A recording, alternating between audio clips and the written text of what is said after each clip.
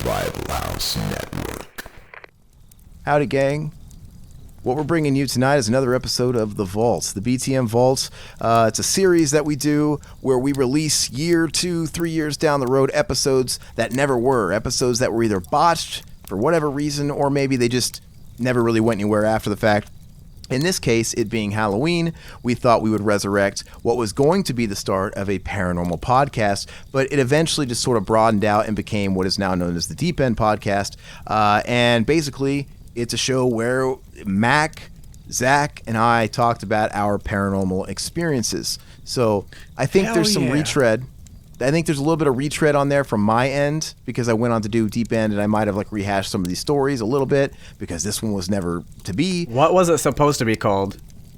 I have no idea. I don't know if we ever had a title. We never came up with a name for it, did we? This is my first Deep End. I've never done anything. Well, it wasn't a Deep End. It was, I don't know what it was, but it's a lost episode.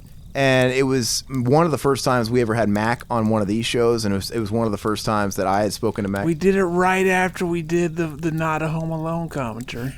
Okay. So, and then Mac shares a lot of stories that we never heard. I know there's some stories in there that I've never shared, and Zach as well. So anyway, in spirit of Halloween, happy holidays, and check it out. Fuckers. Revivalhouse.net here with a bit of an experiment, a new type of podcast that I've been wanting to take part in because it's a topic that I care a lot about. And I don't care what all you hipsters say. I liked paranormal before it was cool and before everybody had a TV show. Every house that I grew up in was haunted up until adulthood, and I moved out and all that stuff. So it's always been sort of a part of what fascinates me. But this is sort of experimental, as I said, and I think the format that I would like to go with is, I don't know. I've got Zach here now. Zach obviously does a lot of commentaries with me on the website and the YouTube channels and all that stuff and iTunes. And, he does our Retro Rampage video game stuff, which is great. And we got his cousin Mitchell here. Say hello. Hello. What's up, dudes? What's going on? Dudettes. So basically, I think I don't really know what the format would be yet. I think I want to have a new guest speaker on every podcast, telling a story. Totally random people. Anybody that's got a story about a ghost story. It doesn't have to be ghosts. I mean, it's total X-Files all around. If you claimed you got abducted by aliens and, they probed you with their big bulbous fingers, whatever, no judging. I don't know if someone like Zach here wants to be a part of this all the time or not. I would love that. If not, it's just kind of touch and go if people want to come in and out.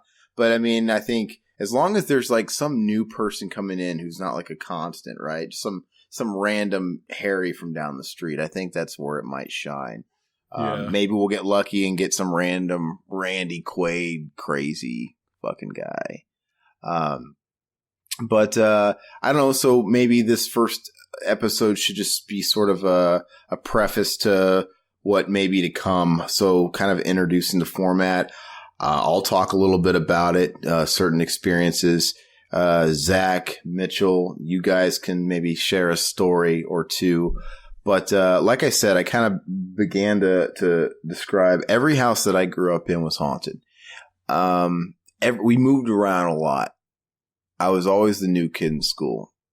And, I lived in many, many, many states. And every single house that we lived in was haunted to some degree. And I have a theory to this. And I don't know what your guys' theory is on spiritual activity or what. We can get to that in a second. But I think the common thread was my dad's side of the family. They were more or less a troubled people. So we always lived with relatives because we didn't have a lot of money. We were pretty poor. And whenever I lived with my dad's parents, big time action. And then whenever my dad was in the picture, always shit going on. But when my dad wasn't in the picture for different periods of my life, it was fine. Or if I lived with my mom's family, totally fine. But they were always and as soon as I moved out and I didn't live with my dad or anything, totally fine. But yeah, I don't know. There's something to that. What's your take on, we'll start with Mitchell. Like, what do you think ghosts, quote unquote, are, if you think or believe in that term or whatever? I mean, a lot of people have scientific, explanations. Some people it's spiritual. I think it's kind of a bit of both, but what do you think? I guess just people that don't want to leave, or, I mean, I do like you see like movies and shows and stuff where like they say that it's people that don't want to, move on yet or something's wrong. I mean, it just depends on what you get exactly. Cause I mean, people mess with like, I believe in like the Ouija board. I believe in all that stuff. And I believe like you can like summon like, evil Me too. spirits. And, I believe in all that. And it just depends on exactly like, cause I mean, they're not necessarily there. I mean, a lot of the times people can bring them there. They can attach to you. I mean, it just depends on what you get, but I do believe in all of that. Like, I believe that, they can attach to you and like haunt your things, like be attached to something and like not let go. I think we're foolish to think that like this is it. Like, it's just what we can see is all there is here. I mean, and I think there is that element of inviting stuff in. It's like the whole Ouija board thing. There's also, you could have so much fun with just the theories of it. I mean, at the end of the day, most of them are probably batshit crazy, but they're fun. Like my dad used to tell me when thinking about aliens, right? He's like, what if aliens are just us from the future, like UFOs, right? There's us from the future traveling back in time. Like, I mean, that's fun to think about. It's very science fiction, but, it's whatever. Mm-hmm. But the whole concept of paranormal, aliens, whatever you want to call it, I'm more into paranormal than I am aliens. But I think aliens, if somebody asks me, do I think, quote unquote, whatever you think aliens are exists? My answer is always, I don't know. But the plausibility, of course. Because like I said, how do we know the universe is so vast? And it's like scientists, we acknowledge galaxies and we're just one of many galaxies. So if we can't venture off outside of our galaxy, and how do we know there's not like another parallel galaxy through some black hole somewhere way across, the universe, and they're like their version of Earth, and they're not looking up in the sky talking about the same thing. Like, you think there's life out there, Mm-hmm. Well, the funny thing about that is I read an article. I can't remember where I saw it, but I clicked on the link. They were talking about how they discovered that there are life forms on a different planet.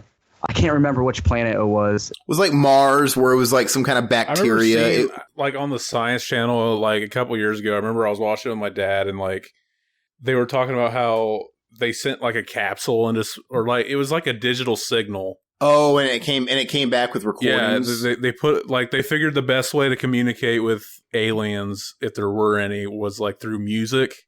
And they sent it was basically like a bunch of people, different languages, saying, like we're from Earth and stuff like that. And like they got something sent back through like the same digital relay, and it was like an edited version of it where they were saying stuff. They were clipping the words and making it say something back to us. And that made the rounds on the internet pretty hardcore. I remember that. And it was pretty tripped out. I think, and it's funny because depending on the type of person you're talking to, they're going to have different angles about, you have your people that are going to go the scientific route. You're going to have the spiritual route. But like, spirituality and religion is a big part of it too. Like you talk to, and they're not you could talk to some Christian people. I'm a Christian myself, but like you can talk to, maybe like an older school of Christian. Like we're talking Southern Baptist, fiery brimstone, those type of folks. And I don't know. They're a lot of those people are, God bless them. They really take the Bible literal, right? Word for word, the King James Bible, what it says in print via translation, whatever. It's a different argument, but what's in there is gospel. And I've always talked about this with like people like my grandparents and people that generation, what their theory is on things like, space and other worlds. And a lot of them are of the mindset that if there was life elsewhere, it would be in the Bible. And I'm like, I disagree with that. I'm like, who's to say we're on a need to know basis, right? And God gave us what we need to know. How do we know that there isn't a parallel Earth across the universe that God also created civilization there too? And he gave them their side of creation, right? Who's to say that we have to know everything, you know? And I think that's a really plausible theory. I mean, like, we don't have to know. Yeah, God created man here and all that stuff here. We don't have to know, hey, God created, you know, our sister planet, you know, elsewhere. I don't know. I hear a lot of things about like different planets and shit, and I love that kind of stuff. So like I'll read it. It's like people will read it and like freak out about it, but then they'll forget about it like 2 or 3 weeks later. Yeah, really. It's just exactly. It's like when Zach just brought up those like that capsule. Alien. Yeah, the capsule, the alien EVPs. Were, I never heard anything about that. It was pretty hot for a couple of weeks and then just kind of went away. You'd think that'd be something really big. I don't know. That's the thing that kind of convinced me that like there's something out there. You know what I mean? Wouldn't that be funny if it was like a fucking hacker that just got the relay and fucked with it and sent it back the same way? You know, I just don't like. That's one of those things that I can believe on faith alone. The universe is so big. That's something people of the religious spectrum and the scientific spectrum can agree upon. The universe is massive. Science will tell you the universe is massive. Like there's gotta be more out there. There's gotta be something out there. Now, I'm not saying that they necessarily have to be at the very least, I'm not saying they have to be as intelligent as us. At the very least, come on. There's something out there. But like, I mean, who's to say? That's just like the ocean too. They keep discovering new, you know, stuff at the bottom of the ocean, like stuff that like space is like thousands and billions times bigger. So you know, of course, there's going to be something. It's a great way of putting it. And like, you know, you could get into other crazy theories about like wormholes and things like that, parallel dimensions, and you know, that's even kind of like blending with the whole ghost thing, right? That's another fun theory you could play with. Like, how do we know the apparition we see in our house isn't somebody living in their real life and we're their apparitions? Yeah. You know, there's a lot of those paranormal shows out there, which, you know, they were cool for a little while. Then they kind of got crazy. Think about it. Every channel has it, you know, every channel except for the Food Network has a paranormal show. And I'm pretty sure they'll eventually get one and it'll have to do with food somehow. But it's just Animal Planet. Animal Planet had the fucking ghost dogs and the animals. ghost, you know, that they kind of cater it to their brand. Well, I thought it was going to be about like animal ghosts. It ended up being like ghosts, like animals freaking out about. Yeah. But, but the thing that I do like, the scientific theory behind it is like, that is I think it was on Ghost Adventures. Like they'll say it, maybe in Ghost Hunters. It's kind of the theory that the two types of ghosts, there's the intelligent and there's the residual, yeah, you know, like the memory. Yeah. The residual being like the ghosts that play like a movie, right? They don't make contact with you. They're not intelligent. They just play like a recording.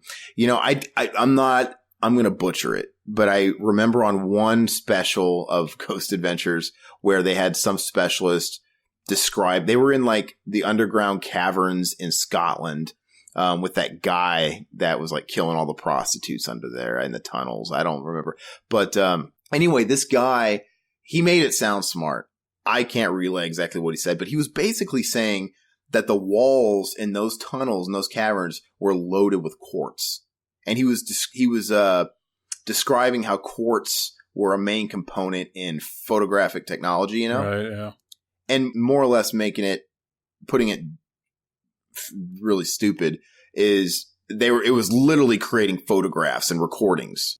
And I don't remember how he put it, but the way he put it made a lot of sense. But it's true. It's like, you know, some of that stuff is physical. It's intelligent. And obviously the stuff that's intelligent is the stuff that'll, you know, talk back to you. We hear about like EVPs and they'll make contact. They'll move stuff in your house. And, you know, some people think that the stuff that's intelligent is strictly demonic, right? Sometimes. Mm-hmm. But who knows? Like I've always been more of the mind that no matter what it is, it's demonic. Because like but so here's my thing. I have a hard time believing that I don't think anything would be like left behind per se. Like the whole like unfinished business, the Casper the friendly ghost Right, yeah. theory, right? I figure, I always grew up thinking, okay, you pass on, you go one or the other. So I figured, well, maybe anything that's left on Earth is bad, even if it's under some sort of guise, right? Even if, like, you say, well, my house is haunted by a harmless kid. Like, there's a little boy that haunts the house, and, you know, he just walks and plays and moves things. He's really nice. I would always think, well, that's just the perception, you know? It still can't be, it's got to be deceptive. But, you know, as I've gotten older, on the flip side, I've gotten a really open mind, and I also accept that I don't know everything. I don't know. You know, and I think it's funny how, like, people think in, like, a long 8-hour conversation with a little drinking, you can figure something all out. I think that's kind of insulting and belittling to, whether it be, you know, I believe in God. I think it's belittling to a greatness of God, or even if you're just of the universe, that's belittling to the great universe to think we can figure it out. Science will try and debunk it. It's crazy. Science has come so far and everything else, and yet we still don't have any answers with, like, paranormal, right? We still really don't. And they can't even really explain the technology behind white noise and EVP. You know, there's not really any hard, like, well, how does this work? Yeah. You know, it just kind of does. They might go into something about energy. Okay, great. But they really can't tell us what it is. It just does. And I think that is because maybe we can't figure it out. You know, it's like, so let's take the religious standpoint from it. Scientists try to always debunk a god, or, you know, our God. And the thing is it's the classic argument of a Christian telling a scientist, you know, you tell me, you know, to prove that God exists. Will you tell me, you prove to me he doesn't exist, right? Yeah. Because neither one can back it up. No one can prove he exists. No one can prove he can't exist. Who's to say? Scientists are looking at it like they're looking at the thought of a deity or a god as the equation of 1 + 1 = 2. And they think of God as, well, that's 1 + 1 = 3, which is not fathomable. Yeah. And but who's to say in the outer plane to God or to whatever else you're thinking about, you know, these other dimensions, the ghosts, whatever. How do we know to God 1 + 1 doesn't equal 3? Like, how do we know that on these realms and these planes, there's a different logic, right? This is human logic. Scientists are grading stuff and trying to figure stuff out under human logic. You know, we think 1 + 1 = 2. 1 + 1 can equal nothing but 2. But how do we know that on these other planes, to God, to the parallel universe, that 1 + 1 can't equal 3, and our minds just can't grasp it? It's like if I asked you guys to think of a color that doesn't exist. Can you? You can't think of a color that doesn't exist. But, like, I think if you were to be on that other side, on that other plane, or in heaven, or whatever you want to refer to it as, I think all of a sudden this giant palette of colors that never existed before would exist. Like, I'm basically saying Earth logic versus everything else. We don't know everything. Yeah. But I don't know. It's fun to think about. But I don't know what the concept of ghosts are. I think it's a mix. I think it's science and it's otherworldly. But there's also other unsolved occurrences in the world that aren't necessarily paranormal. I don't know if you guys have ever heard about, like, the Hornet spook light. Well, they're called the spook lights. You guys ever heard about them? I haven't. Unexplained phenomenon, and I believe there's 3 places in the world where they're spotted on a regular basis, and they just appear in these same places. 3 places in the world. One's like in Egypt, I think. One of them's probably in Europe somewhere, and then the third one, the most prominent one actually, is in Joplin, Missouri, of all places. Huh. And it's known as the Joplin spook light. You can Google it, and it's funny because it's this orb of light that looks like, you know, the good witch of the west, you know, whatever, Belinda, little orb of light that shows up. It's this old, I've been there because I'm from Springfield, Missouri originally. It's like an hour away from Joplin. All the kids would go up there on this dirt road. Wait, hold on a minute. And get drunk. And is it a light that randomly glows like a lantern in the distance? Yeah, exactly. It's not always in the distance. No, we have one of those in. Okay, so when you say a distance, like how far away is it from you? For me now, it's 2.5 hours. But from So, like, Zach, if you've seen- from Zach, it'd be like 30, 35 minutes. I don't know if you've ever seen this or not, but like, how does it appear? Does it appear at Now, a distance, here's or does it like what the- come up to you? Pretty much, you go on this. It's like out in the country, and you're surrounded by like. Apparently, like this guy like was waiting for his daughter to come home, and she never did. And when he found them, her head was like tore off or some shit. But he was out searching for her for like ever.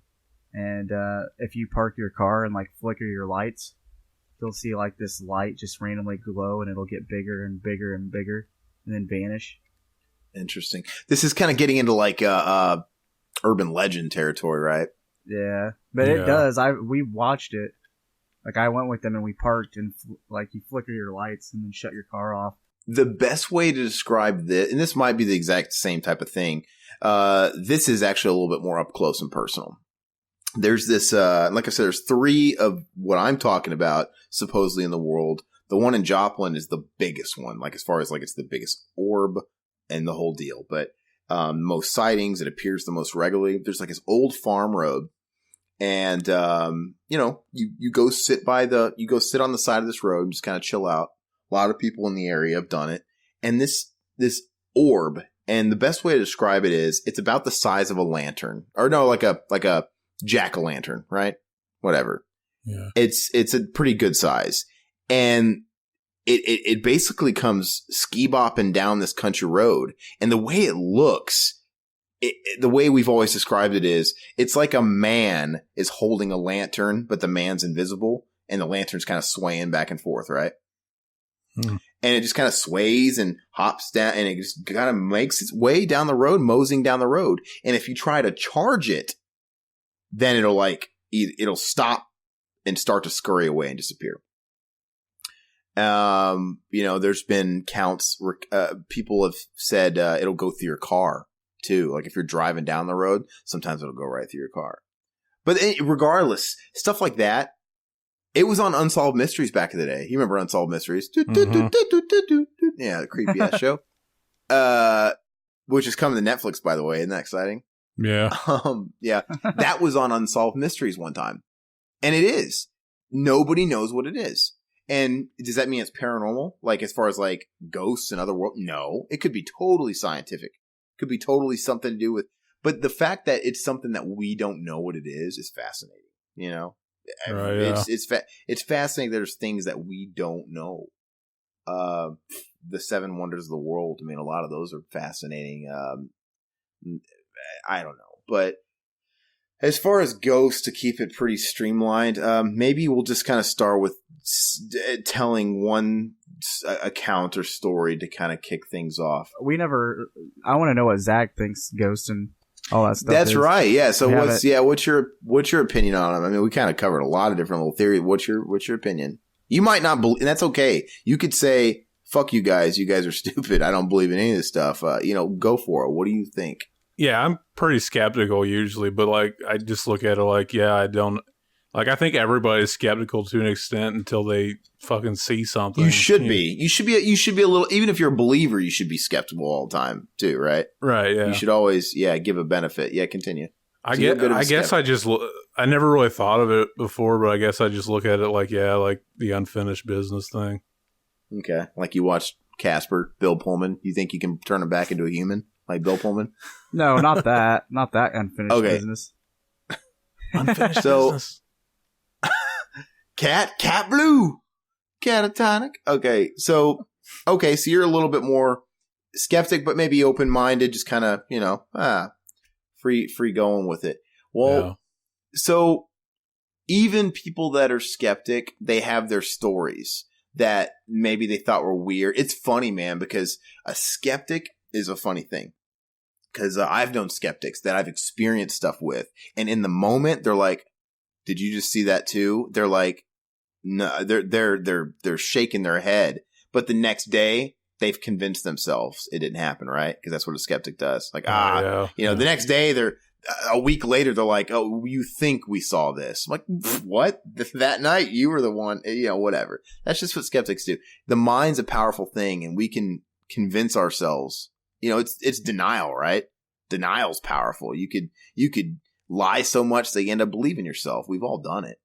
So, that works on the flip side too. You could be such a believer to where you're looking for something, and you can make something out of nothing too, and really convince yourself. So it's kind of a fickle thing, but so I'll tell a story.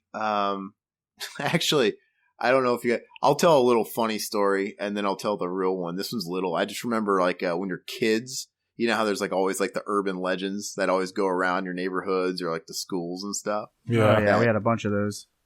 Illinois and Indiana is huge on that kind of stuff, man. Well, you know what? I mean, the places that I grew up in, Missouri, Nebraska, Kentucky, these are country states, man. Kentucky is poor. You ain't got nothing else better to do than make up stories and urban legends. It's what else is there to do? But so this one's kind of funny. So you guys might have something like this too. But I remember in Kentucky, I lived for a little while, and I remember I went to elementary school there. And our elementary school there was called Jenny Rogers Elementary.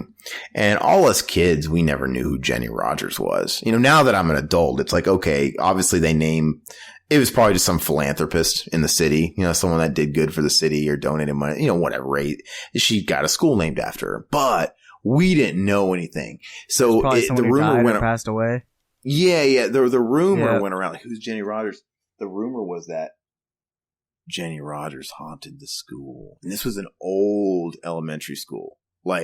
It was not a modern elementary school. It had big, echoey, musty hallways, big, sturdy wood floors, doors, none of this modern stuff. It's very old school. And the creepiest bathrooms ever. These bathrooms were so scary. Whenever school would let out and you'd have to wait for your bus to come, whenever I had to use the bathroom, I would literally run in there and race out as fast as possible because these bathrooms look like prison bathrooms. They were like the bathrooms you'd see on Oz, the showers, right? They were dark. They were dank. There was the only windows, it had those little bitty windows that'd be near the ceiling, little bitty openings that would shine in a little bit of light. Yeah. But not much. But there was no lights in there. It was dark, and we all had to piss in one of those troughs, those big long urinals. Yeah. Where there's a drain in the middle and everybody's piss just kind of all goes. Oh, gosh, so you're yeah. Anyway, so you'd walk in, and it'd be the piss trough, and then you could go around the corner, and then kind of behind the wall where the piss trough is where the stalls were, and behind there it was really dark. And that was really scary, man. There's just something about you had this weird energy. And what the kids would say was, when you went into the boys' bathroom, and you were alone, and you had to use the stall in the back, and you had to take a pee, the ghost of Jenny Rogers would play with your dinghy. And she would lift your dinghy up and just start. Damn, and it was the scariest. Yeah, I know. It was the scariest thing in the world. I'm I don't want my dinghy played with, man. Man. But it was so scary. We never found out who Jenny Rogers was. I need to look it up. I'm sure it was so stupid. But yeah, the ghost of Jenny Rogers would play with your dinghy. And of course, you had kids that would say it happened to them. Oh my gosh. Yeah, it happened to me. She made me jizz. You don't want to be like Leroy, man. Leroy, he got his dinghy played with so good. Shake your wee wee. But I don't know if you guys have any urban I'm talking urban legends within your direct community.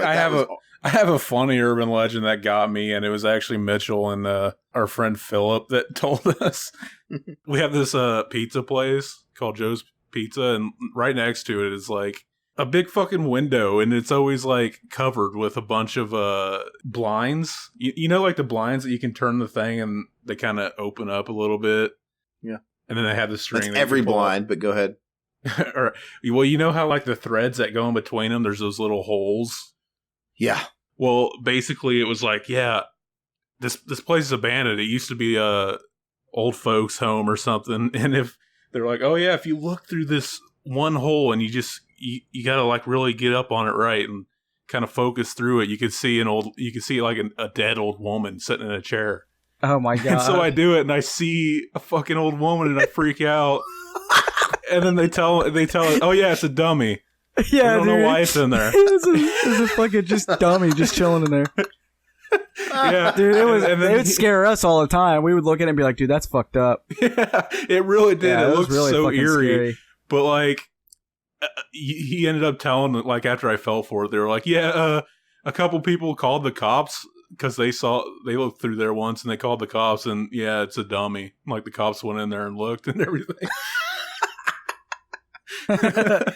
I remember That's that. funny. So I don't know if that's more of an urban legend or someone just playing a prank and playing a prank and taking the piss out on you. I do have like a story that happened in like an old house we lived in, that it was the one. So we'll get it. We'll get into the real ones. So that's like a real like type of weird story, right? Yeah. We'll get into that really quick before we get into those. Like, Mitchell, do you have any kind of like fun little urban legends like the dinghy thing? No. Do you just have real stuff? I can't really think of anything right now. I don't know what it is about Kentucky, man. I think all the little kids were just dick obsessed. Because I'm right by my mom. We live right by Kentucky. My mom does. Oh, where exactly do you live? My mom lives in Sullivan, Indiana, which is I'd say like an hour and a half, 2 hours away from Kentucky. We used to go into Indiana to go to this mall that was in whatever city. I really don't remember. But they had a really bitchin' arcade. It was awesome. And they had like a roller coaster in it too. It was cool. But no, I think the kids were like just dick obsessed. You know, so some kid may have this dick thing with Jenny Rogers Elementary. Because I remember, and this is not really ghost related, but it's dick related. Like, I remember, you know, those like, you know what, you have a pickup truck, right? And you know those like covers you can put on the back? You know? Yeah, I know what you're talking about. So my grandfather had an old pickup truck, and he had a cover that went on the back of it. However, he never kept it on the truck. He always kept it in the side yard. It just sat in the side yard. And it was cool because during the winter time, we'd have all this snow and everything. You could lift up that bed cover, and the grass would still be green under there. It was like a little greenhouse, right? Like, oh wow, it's not winter under here. And I remember a couple of the neighborhood kids, like one of my friends. This is a really small town. Everybody knew everybody, but one of my friends, neighborhood kids, my brother, my younger brother, my older brother, and then my older brother's weird ass friend. They're like, "Hey, let's go into there, cool." And then we all got underneath this bed, and it was cool because we're in the grass in the winter. I don't know why that was so entertaining. We're all in a circle, like a little powwow. And then somebody, I don't know who had the idea. I think it was my brother's friend, the oldest of everybody. He's like, "We should start a club." Like, "Oh, that's a great idea." He's like, "Well, you got to have a club. You have to have an initiation." I'm like, "Okay, what's the initiation?" Like, "I think we should all take out our dicks and show each other our dicks." That's the best initiation ever. I'm like, and you know, I might have only been in the 4th grade, but I know what was gay and what was not gay. So like, and he like sit there and pull that dick, and I'm like, I'm out of here, man. No way. No, you were like, all right, I'm down. My older brother stayed. I'm like, "You're fucking weird, man." I don't know what happened after we left, but never talked to that kid. It was like the It book.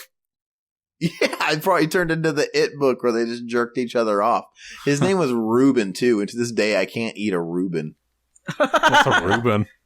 A roast corned beef and you know, the sauerkraut and whatever. I'm like, I'm eating a Reuben. It's gross. Everybody sit on my dick and we'll see who comes first. That's the initiation order. All right, so I want to get into a real story. Actually, it's funny. I actually do have a story. Okay. So me and my friends, like my band, we would always go ghost hunting. And we would just go to different towns and different cities. Like I lived on the border of Illinois, Indiana, so we could just cross back and forth and go to any like town that we, you just look up a town on internet and just be like, all right, let's go see what this is all about. Mm-hmm. But there's this place by Brazil, Indiana, which is by where the Hell's Gates is. There's like several places by Brazil. So there's like that little lantern thing, the Hell's Gates. And the Hell's Gates is pretty big, but then there's 100 Steps Cemetery. And I don't know if you've heard of that, but it's pretty much it's supposed to be 100 steps, but it's really not. Like all the steps are like broke and busted and sunk into the ground, and like grass is grown over it pretty much.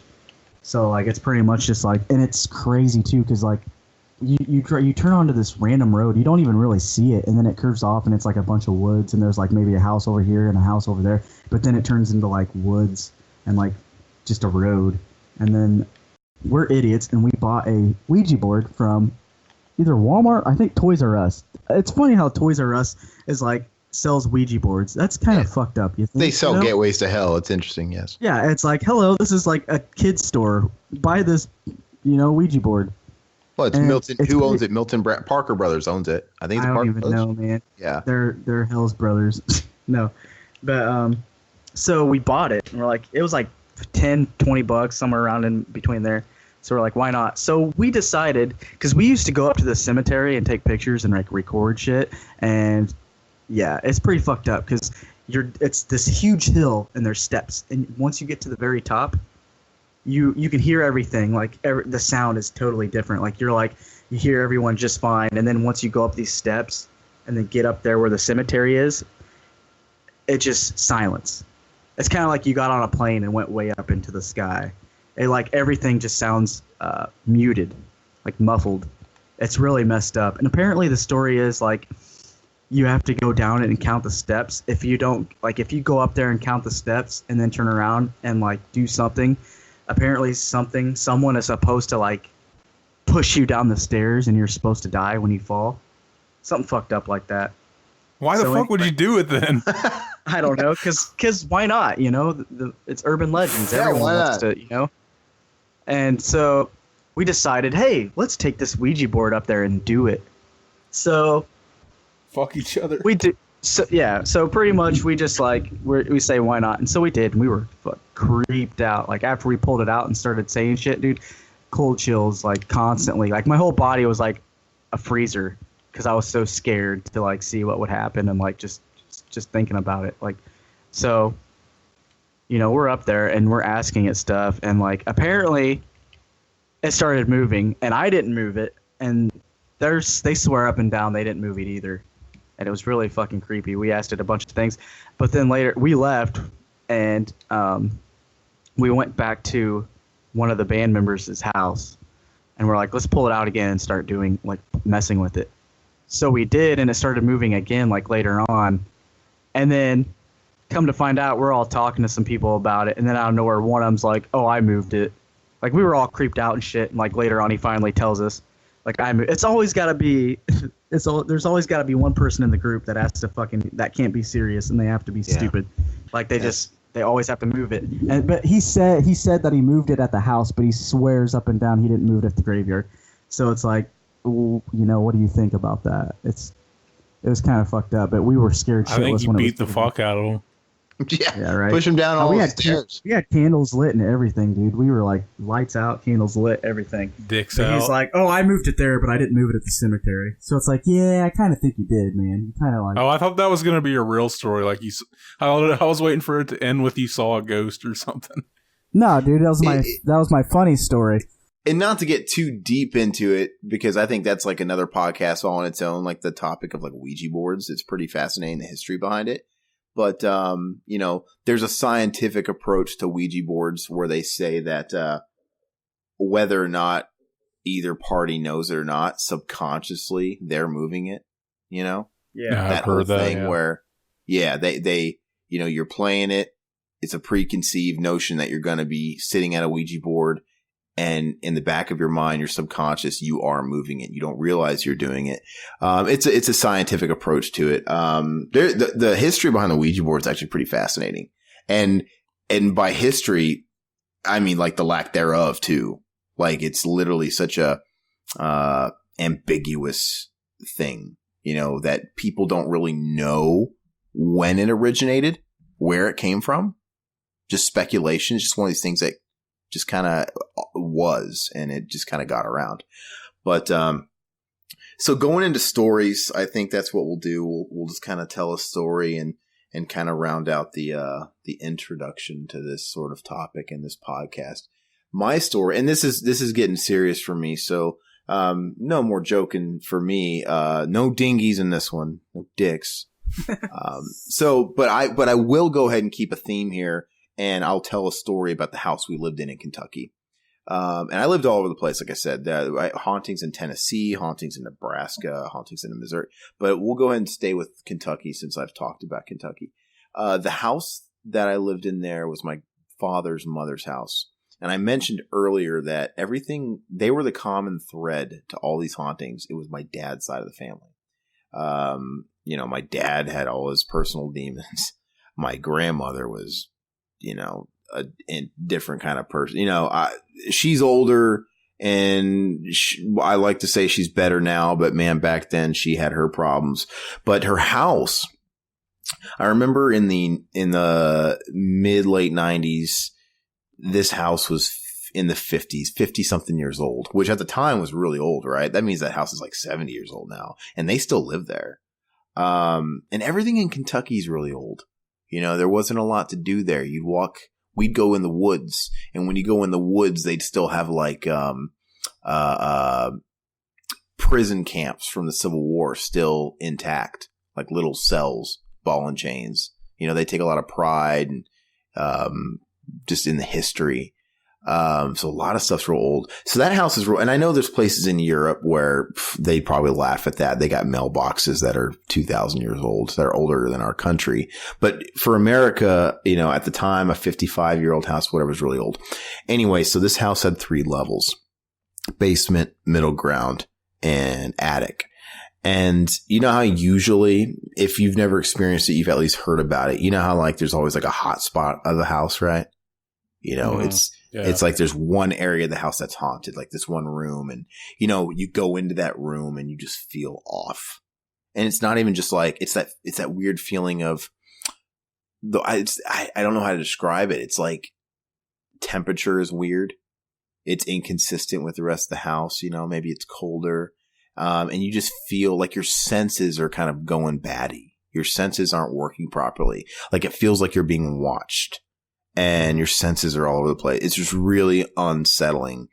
So that's usually the case. But this house, it was the entire house. This house was like a crazy, crazy, crazy house. And while it was on every floor of the house was a hot spot and just felt bad. The main hot spots were the basement and the attic, but the middle ground too. So my mom, me, my 2 brothers, actually there was 5 of us. So there was me, my 2 brothers, we're all pretty close in age. And then at the time, my little brothers who were twins, they were little. They were 3 years old. They were toddlers. We all lived in the basement. And this basement was not a finished basement. This basement already creeped me out as it was because it was really dark. There's no windows in it. So it's like once night set in, it was, you put your hand over your eyes. That's how dark it was. But it was already creepy enough because my grandmother had an obsession with Elvis. And she would have like all these like pictures of Elvis, this dead guy just staring at you in the dark. And she had a fascination with owls, like pictures of owls fucking staring at you. And then she had this picture. I used to lay in bed and she had this picture of buckwheat from the original Little Rascals. And he would just stare at me, this giant little black kid with his mouth open and his hair all big. I don't know why I was so scared of it. But that's neither here or there. My bed was underneath the stairs that led upstairs. Obviously led upstairs. So like when I'm laying down, I'm looking straight up at the bottom of the stairs, right? Underneath the stairs. Now, from where I'm laying at 2 o'clock to the right of the stairwell, there was like a cubby hole area. A little bitty cubby, my grandfather, it was really small. My grandfather kept like a tool bench in there, but whatever. And every single night we'd start hearing things in that cubby, rattling around, moving stuff around on the tool bench on my grandfather's shelves, rustling around, moving. And then we hear the sound of a little girl's voice. And she would always be doing her ABCs and her 1, 2, 3s, you know, A, B, C, D. And we'd hear this. And, you know, eventually she would make her way out of the cubbyhole, turn the corner, and then go up the stairs, you know, right over my head. You know, where my mom was sleeping, my mom and my brother slept on the opposite wall. So they were where they could see it. Me, I was facing the other way, right? Mm-hmm. And I could hear it right by my head at 2:00. And naturally, I had the blankets over my fucking head. You know, I don't want to fucking look. You know, and I would hear the footsteps go up the stairs above me. Creak, creak. I'm like, oh shit. So that was occurrence once. And that happened all the time. That was like a nightly thing. Like clockwork. Yeah. She would always, we'd hear the rustling in the cubby. That's like where she lived. And then she'd always come out. And then she'd always turn the corner and go up the stairs. What would she do after that? Huh? What would she do after she got to the top of the stairs, though? We don't know. That's it. She would never come back down. Did your brother or whoever was on the other side ever actually see it? Oh, my brother and my mom. But it goes deeper. This is not the end of it. I eventually see it. But hold on. Okay. So I told you the basement was a hot spot. But also the attic. My grandmother, she converted the attic into her bedroom. And this attic, man, the whole house made you feel unsettled. But like if you had to put them on levels and grade them, the middle ground was kind of level 1. The basement was level 2. The attic was level 3. Whenever we went up there, like you felt sick. Like, I cannot stay up here. It was so scary. It was so creeped out. And I never went up there except for when my grandmother would make us take like groceries up there. She was kind of a larger woman, so she liked food close by at her bedside. But man, that's when we'd have to go up there. And you felt just sick and nauseous and you had to run out of there. Like, I can't stay up here. Anyway, so our bus stop was in the backyard. And so every morning we'd go out to the bus stop and wait in the backyard. And while we're waiting, I'd look up at the top floor of my grandmother's house in her attic bedroom window.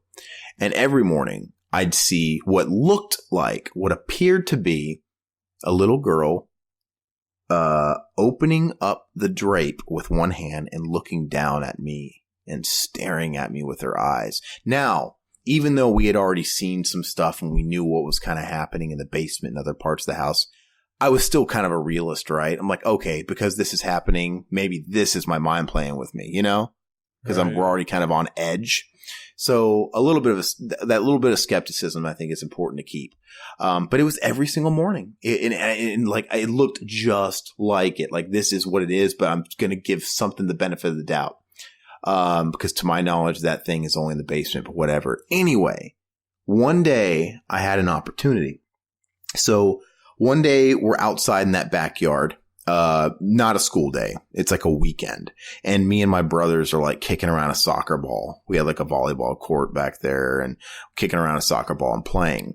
And then my grandmother, she had been out grocery shopping. So we're out in the backyard and all of a sudden she pulls up in the driveway and she's, got groceries to unload. Okay. So I took this as an opportunity. So we're in the backyard. That girl's there. She's looking at us. What I think is a girl. And so I look at it and I'm like, okay, it's there. I see it. I'm thinking it has to be something maybe it's just something in the window, holding up the curtain like a lamp. Maybe it's something playing with my vision in my mind. But anyway, so since my grandmother got home, I'm like, okay, she's going to make me take groceries up there, right? I have to go up there anyway. I'm going to confront it. I'm going to look at and see what's in the window that's playing with my imagination. So I stop the soccer ball. I look at the window. Okay, you're there. I go and grab the groceries. I run upstairs and I put them in a room and I look at the window. And not only is there not a dresser, a night table or something near the window, there's nothing around this window. And the shade, the drapes completely closed, shut Not open at all. No table, no lamps, nothing around it that's even in front of that window. Nothing. And then I immediately went back downstairs into the backyard, and there it was again. Now, clear as day to me. The little girl, the hand, opening up one half of the curtain, looking down at me. And it was a little girl with blonde hair. We had no girls in this house. This was the girl. So that was that, and that was every day.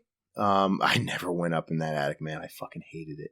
My grandma was creepy anyway, man. On the middle ground wasn't without its occurrences, but man, she had a guest bedroom, an extra bedroom. It was creepy as it was. We never went in there because, dude, I'm not kidding you. You open up this door, it was decorated to the brim with marionettes. Is that not creepy shit? Dolls. It's like dead silence. You know? So you'd walk in this room and it was nothing but porcelain dolls and shit. It was like clowns. Like, yeah, we're staying out of here for other reasons, right? So I don't even want to go there. But in the middle ground, we, obviously it was the living room. There was a TV and all that stuff was going on in the kitchen. My grandmother had a kind of like an entertainment shelf with there was no like TV or anything on. It was a big like giant bookshelf, I guess. But she kept like knickknacks and little like ornamental figurines on it, you know. And on one of the shelves was a line of ornamental rocking chairs, like little figurines, like little tiny rocking chair miniatures. And they were cool. They were nice.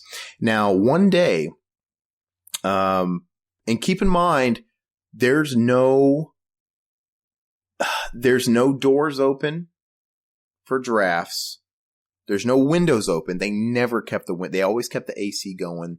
There's no windows open, no doors open. There was no drafts on. And even if the doors were open and it was the windiest day possible, it still wouldn't have made what happened because they were on a shelf, obviously within a cupboard, but all 6 of these toy little rocking chairs started rocking back and forth in unison.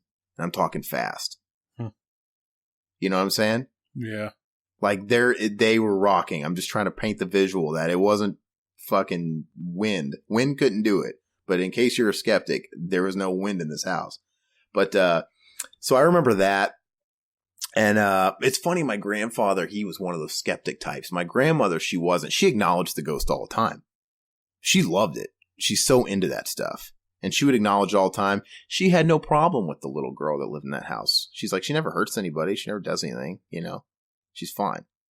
My grandfather, even though this stuff is happening everywhere, he's that skeptic. He's that forever skeptic that it has to be something else. And I remember one day, it was so funny. He went down into the basement and he went into that cubby hole where we kind of like always thought she quote unquote lived. And, he was at his tool bench, and this cubby hole is really small. Like, I mean, there's room in there for one person. And in the tool bench is all the way at the back of the wall. So he would go back there and be digging through the drawer or the tool bench or whatever. Keep in mind, this is how small it is. So like one wall is 2 inches from your left shoulder, the other wall 2 inches from your right shoulder, and he's facing the other wall, right? There's like, he's kind of blockaded in this little thing. Then all of a sudden, he's working in that room and something runs past him and almost knocks him over. But there's nothing to walk past. There's no, where it came from. He doesn't know. And he came upstairs. We were all upstairs, like making lunch and stuff.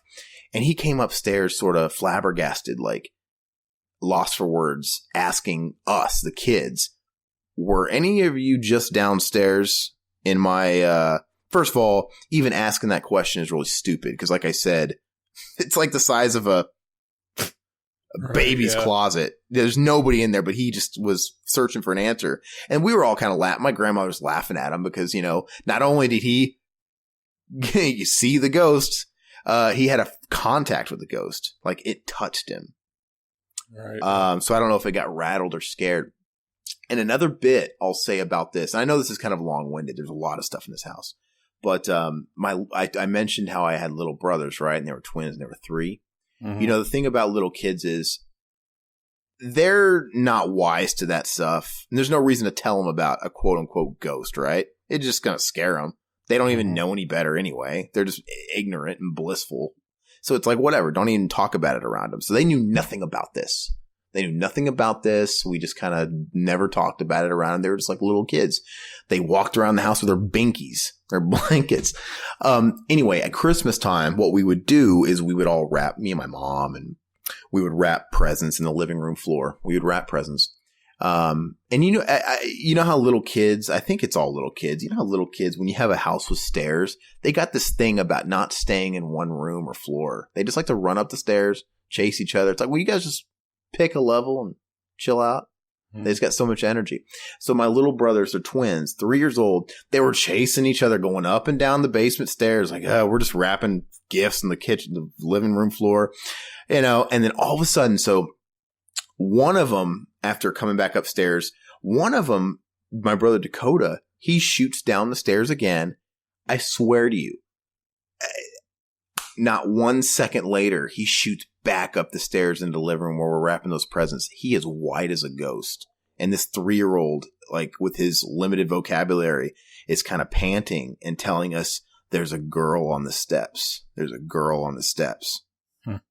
So he ran down there, and the way he made it sound like was the girl was like just standing at the bottom of the stairs or something. And he didn't know anything. He didn't know anything about this. Nothing. Right, yeah. Little kid. He ain't gonna lie. But it was crazy. But so we ended up leaving that house. My grandmother and grandfather still live there to this day. I haven't been there since. But my older brother, the one who joined the dick touching club, we kind of separated, like a bit of a family divorce type situation. But when we left, he stayed with my grandparents. And then we all left and went to Nebraska and lived with my mom's parents. And we kind of grew up separately, kind of like the Prince and the Pauper type of situation, right? You know, we all separated. We grew up real poor. He grew up an only child and was given the best of everything, right? Anyway, so I didn't talk to him for years and years and years and years. And then one time I reconnected with him. I reestablished and I made contact with him in the days of like the internet, and like, oh, I found my brother, and I met up with him, and fate had it that he actually lived in St. Louis and I was living in Springfield, Missouri. It was really weird. Like, wow, you're like 3 hours away. What are the odds? And I flew in I was coming back home from Europe, and I was like, oh, I'm going to fly through St. Louis. You know, why don't we spend the day together? He picked me up from the airport, you know what? And he did. And then the first thing I wanted to talk about was, okay, so you lived in that fucking house until you're like, what, 20, 22? Like, you got to tell me what else happened. I was dying to know. And, these are his accounts. So obviously I wasn't there to vouch for it, but we all knew what that house had. So I'm just taking him at face value, but these stories creep me out. He's like, well, when you guys left, the basement just became my room, because like I said, he was an only child at that point. Like, he was raised as their only child. The basement was my room. And he said one time, he's like, I came home. He's like, I came home from football practice, and there was an entryway to the basement. There was a door leading into the basement from outside.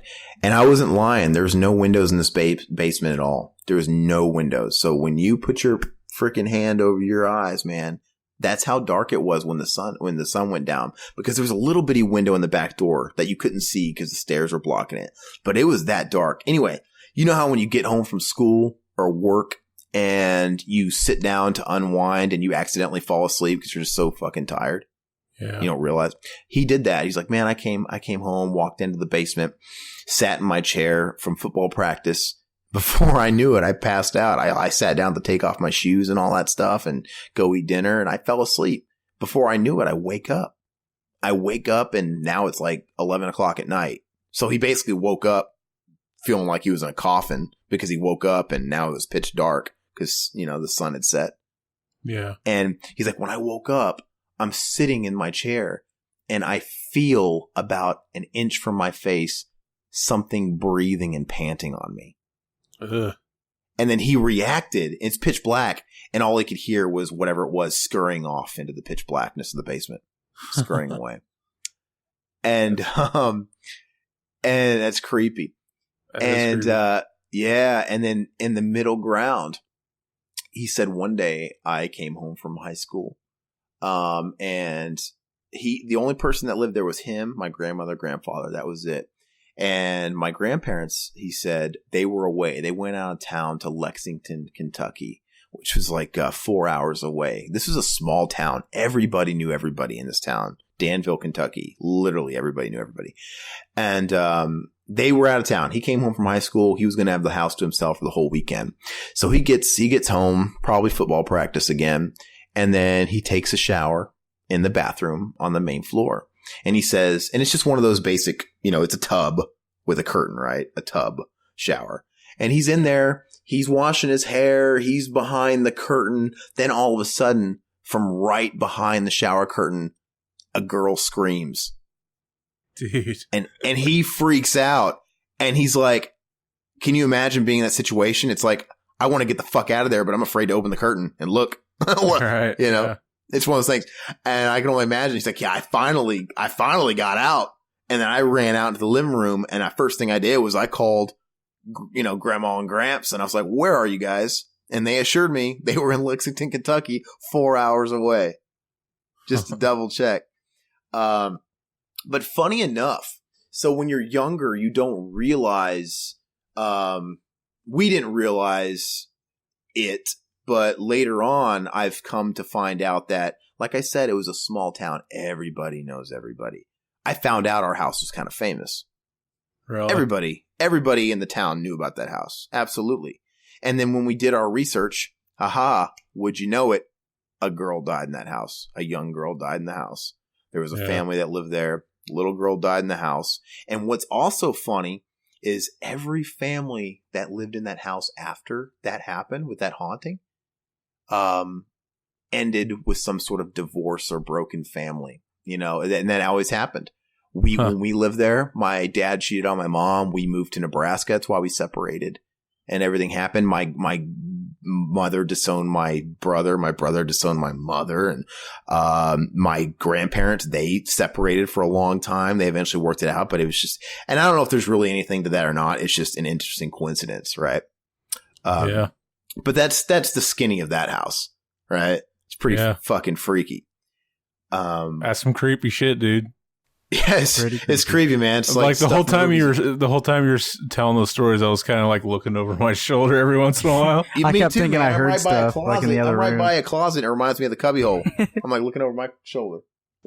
Whenever you talked about the cubbyhole, it reminded me of his house. I don't know if you heard it whenever we couldn't hear you. How I was talking about the Sixth Sense, and he had that like little closet at his old house. Go ahead. Tell me, is this part of your story? Oh, no. This is like his house that it was right by like a factory that kept catching on fire. So he'd have to come stay with me at my mom and dad's house. But I don't know. I like whenever I would grow up, I would like you said, I always thought there was weird shit going on at my house when I lived there. But later on, I was just like, nah, it's just me fucking with myself, because I'd be home alone by myself as a kid, listening to music on my computer, and then like you think you would hear something, so you'd turn around, and then it just got too creepy, so I'd have to get off the computer, and it'd be like late as fuck. Like I'd be home by myself. My dad would be out like going, because he used to like be a wrecker or tow truck guy. Like he's seen a lot of, like there was one time when I went with him, and there was a car or a truck on fire, like on a little bridge out in the country with people in it burning, and I watched it like on fire. Wow. Which is pretty messed up, but he's seen some. I remember he told us like one time he went out into the country and found a van. They opened it up and there was an old lady in the back of it like rotting. Yeah. That's heavy. But anyway, like it just, he used to stay, like I would stay with, like I don't know, every house that Zach has been in, there's been some weird things that we'd find. So like the one he lived by the factory had like a weird basement.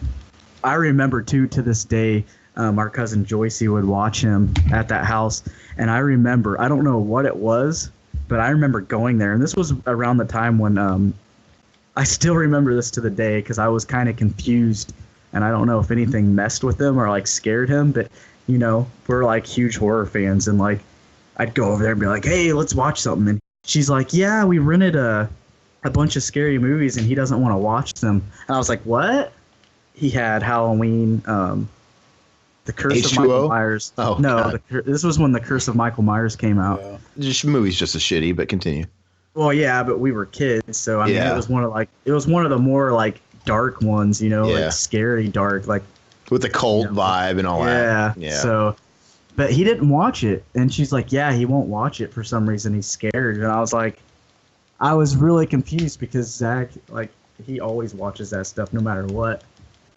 Do you remember that at all? Yeah, like I went through like a weird time where like I used to I'd watch scary movies when I was really young, but then once I got to a certain age, like I don't know if I just got old enough to like understand them more or whatever. I got scared of them then, which lasted like a year or two, and then I started watching them again. It was weird.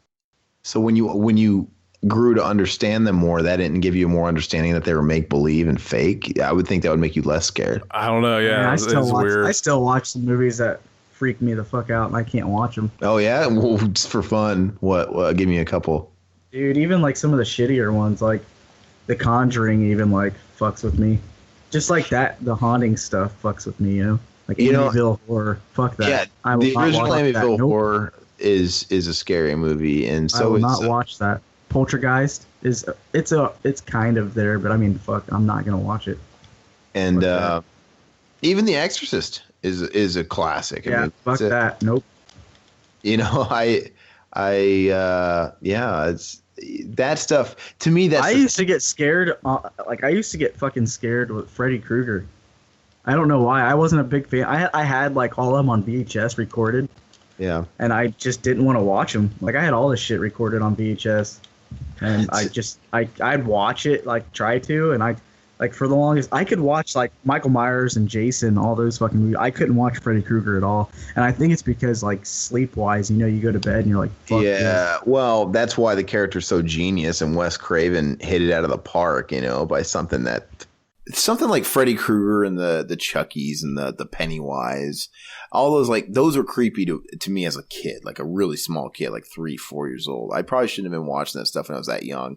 But like those kind of characters, they get to you because, yeah, you're right. Dreams and dolls, these things that you associate with kids and stuff. I don't know, but like as I'm older, the things that really get to me are the movies about hauntings and possession, right? Because to me, those are a lot more tangible and real. It's creepy. It's creepy stuff. But I don't know, and it still kind of scares you because it really gets in your psyche. It's only movies like that make you look over your shoulder. You know, you're talking about hearing a story, Zach, and it makes you look over your shoulder because it plays with your mind a little bit. So when you're watching a movie like The Exorcist or the Amityville Horror, it all of a sudden makes you feel like you're being watched, right? Something's with you in the room. It's interesting. Freddy doesn't do that to me. You know, those are, I don't know, mascots, you know. Same thing with Chucky, man. Now I'm older, you realize how funny Chucky is. Oh my god! I'll tell you two different stories. Oh, they're involving dolls. Oh, and it actually made me. It's funny, but it actually made me piss the bed. Like I pissed. I fucking was scared shitless and pissed everywhere. And I was out in my tent with my cousin, and I had a dream that I was 2 houses down, and I was asleep, and I woke up and was talking to someone, and then everyone fell asleep, and I woke up again. And I rolled over to where I was laying on my back, and I look up, and Chucky's ghost is floating above me at the ceiling, staring at me, dude. Flying Chucky. A flying ghost Chucky was staring at me with that grin, with the grin and the smile, you know. And then out of nowhere, he did the, you know, at the beginning of the movies when he's like, "Nah!" He did that and charged at me like fucking Slimer from Ghostbusters, dude. When he slimes Bill Murray, he did that shit to me. Oh my god! Did you get slimed? Dude, I woke up, pissed myself, and fucking wanted to go inside immediately. Holy fuck, was I scared. It's so fun. And you know what? I think that's I think that should be another topic for a different episode as well, dreams.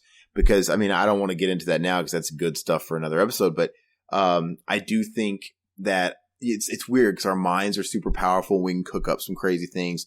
But I think like that bad juju and stuff can seep into your mind and into your dream. I've had a couple of really, really deep dreams where they were more than dreams. You wake up in a cold sweat and you feel different. And I've had a dream. Fuck it, I'll tell it real quick. But really quick, also to piggyback, when you said you were so scared you pissed yourself. Something I forgot to mention one time. Remember how I was telling you about that cubby hole? Yeah. So one night I had to go to the bathroom. I had to pee real bad. And there was no bathroom downstairs. The bathroom was upstairs. The only way to get to the bathroom was to go up those stairs.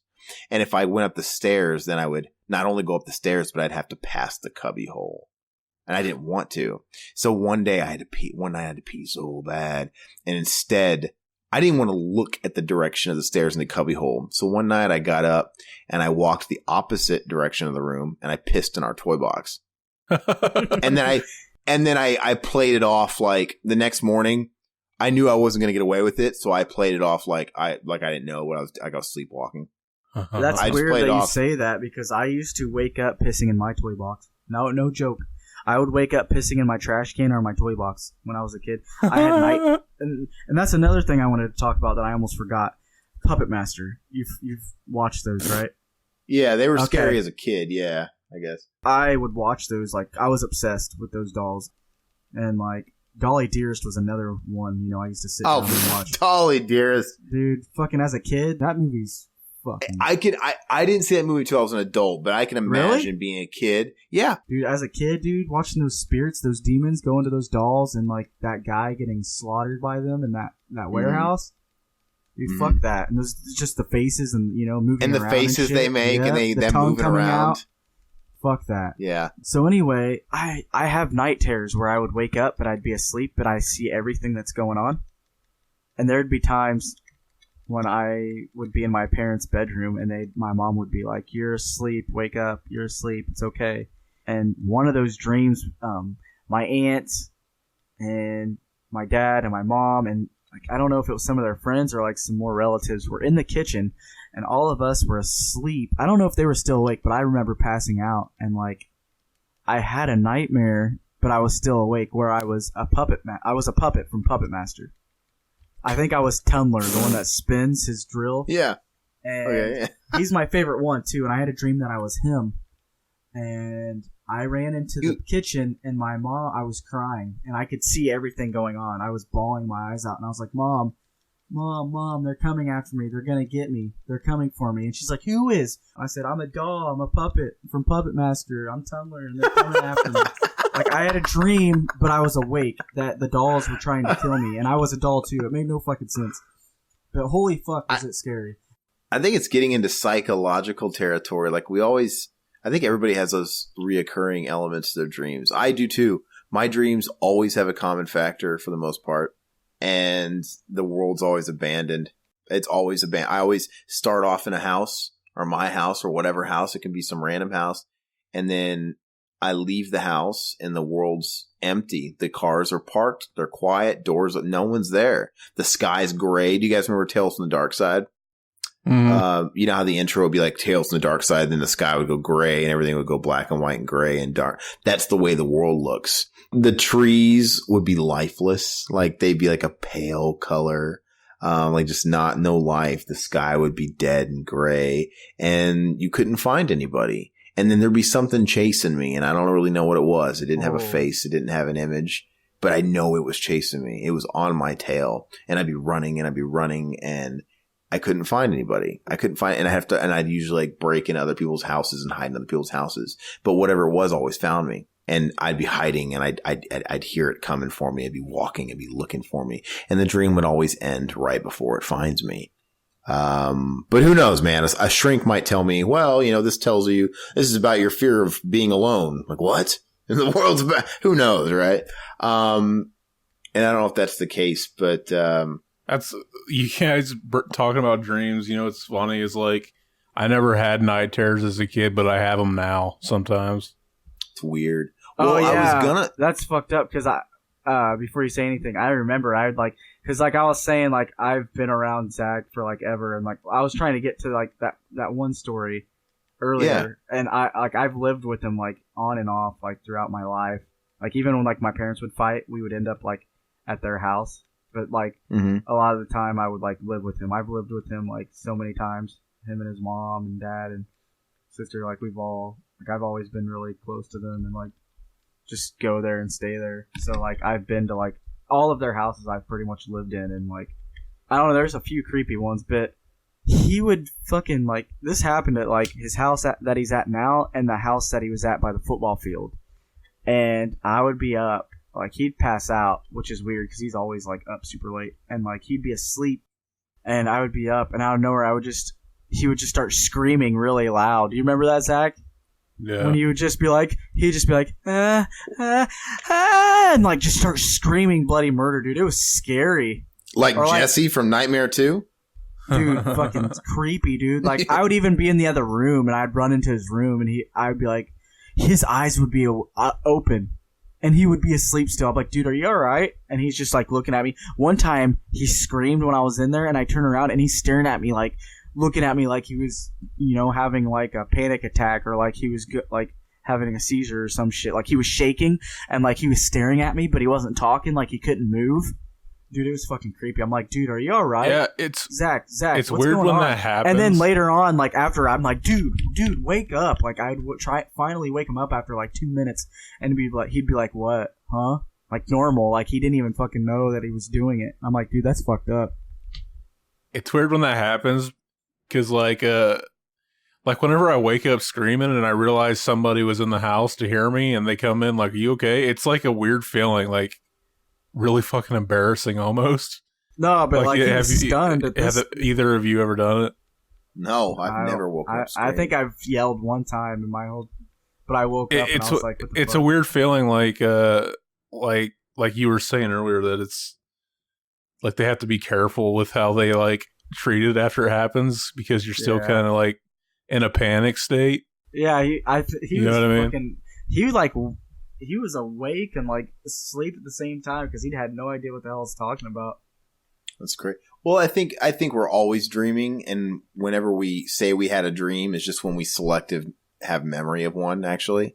Right. You know? So, I mean, we're always, like, when we're sleeping, our mind's always running. And yeah, it's just like, I don't know, we just happen to cherry pick one every now and again. But wrapping it back to the paranormal, I think there can be a correlation of like dreams sometimes. I mean, obviously things like these and Dolly Dearest, and I mean, obviously our minds play tricks on us. We watch movies, we have bad dreams, but I think there could be something very real and psychological to it. Like, I had these really bad dreams where I felt it was serious, like it was a serious presence. It wasn't a normal thing. I know what a dream is. This felt very real. And it's funny because I've told this story to a couple of people. I've since found out that there's people out there that have had very, very, very similar experiences to this. So I don't know if it's one of these things that's like a phenomenon, you know. Are you talking about things? Are you talking about whenever you're laying there asleep and you wake up and you can't move your body? No, but I've heard about, what is that again? That's like the paralysis, sleep paralysis. I've never. And what's the science behind that again? Apparently, like some old hag is sitting on your chest. It's called the old hag or some shit, like something weird. What? Yeah, look it up. Look up old hag. I said, what's the scientific reason? Oh, I think I said what's it called? That's what the scientists. I thought you meant like what do they call it? Like, well, it's got to be an invisible old woman. Nothing else it could be. That was perfect, man. It's the old hag or something. I heard that. I read up, and it's like something about your sleep REM. Like something's fucked up. Like you go into like the second stage of sleep, so like you can't move and you can't do anything. You can't even speak. I can't even begin to. It's really tough to describe the dream that I'm going to tell you, because it's like in the dream I'm experiencing a sense that doesn't exist when I'm awake, a sixth sense. So I remember having this dream where I was awake and I was sitting, like literally I was sitting in my chair in my living room of the house I lived in Florida, and I was reading a book. And that's what I was really doing. And then I guess at some point I fell asleep. And then in the dream, I was in the chair reading the book. It was like a Nightmare on Elm Street type of thing, right? He's like, you didn't realize he fell asleep. And So I'm sitting in this chair, and to my left is the hallway. So, and then all of a sudden, like, I'm reading, and then I hear something, but I don't. It's weird because it's almost like dog register, you know, like the dog whistles. There's like certain registers only animals can hear. Yeah. It was weird because it was there, but it wasn't there. It was more of a feeling. It was like an aura. And I didn't hear anything. It's just really hard to describe, but like, it was really a dark aura. And it was other register. I could feel it. It was like a sound I could feel. And I can't even describe it, but it made me unsettled. It made me sick. I wanted to vomit. Then out of the hallway came like this black mist. And as this like sound that I was feeling was swelling, this mist started surrounding me. And when I woke up, I was still in the chair. Like, it was literally like, what just happened? And I woke up, I vomited, and I felt like something entered me. And I felt like I was heaving, I was vomiting. It was so real, and it was so scary. I've never felt anything like that in my life. I don't know, because I dream all the time, and I know what a dream is. I know how a dream feels. This was weird. It was like it really happened, and it was so scary without a real explanation as to why. Like I said, it was more of a feeling, and I don't know what it is. And that's happened a couple of times, and I've talked to different people, and people have told me, and I've read about people with the same sort of sensation that's happened to them, where this black apparition, this black aura surrounds them, and they have these weird otherworldly feelings, and it makes them sick, and I don't know, it's really creepy. I know that was a horrible description, but I really don't know how else to explain it. I know it doesn't sound scary, but it was the aftermath. What was up? No, I didn't wake up screaming. I've never had that, but I woke up. It was weird. It was otherworldly. It was literally like I was being possessed or something. It was like I was being blanketed by something very dark. It's kind of like you were out of your body. You probably that's probably what it was. It was probably like one of those out of body experiences. Projection, yeah. You were probably like out of your body for a little bit watching it, and then like you went back into the black mist was probably you going back into your body. You watching you go back into your body. And then you woke up and you just like... You don't fucking know. Quit acting like you know. It's like aliens, man. No. Aliens. But when I'm there, it's not like I'm looking at myself. Were you like is it like first person style? Like you were still sitting in the chair?